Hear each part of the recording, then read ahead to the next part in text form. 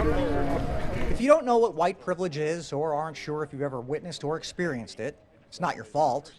It's probably just because you're white. You asked me earlier this morning if I ever saw examples of white privilege out there, and the truth is I didn't. I couldn't come up with anything that I could readily speak to off the top of my head. There's a reason for that, and this former Lexington detective hit it on the head. And that may be something that I just am not very perceptive to because I'm white, and as a result, I mean, you could call that privilege in and of itself. You could call that the very definition of it.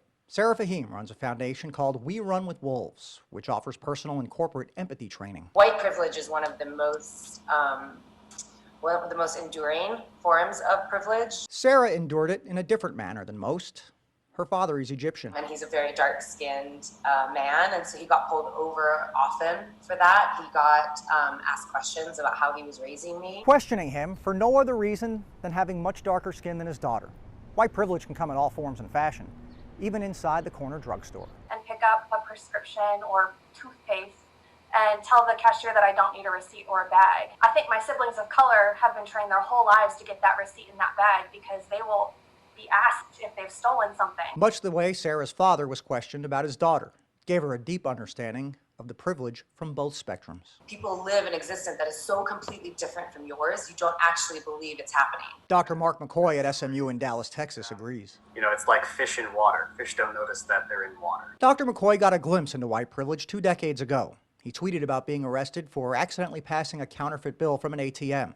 George Floyd was accused of the same. That tweet garnered more than 2 million likes, and McCoy was asked by Newsweek magazine to write about the experience. I don't think it says anything about the moral character of people who don't notice their own white privilege. That's understandable. But we've got a lot of tools now. And as we know, tools can be used to fix things. White privilege is certainly a barrier to realizing Dr. King's dream. But as I always say, the ultimate issue is a lack of common memory. And white people do not have that common thread, never will.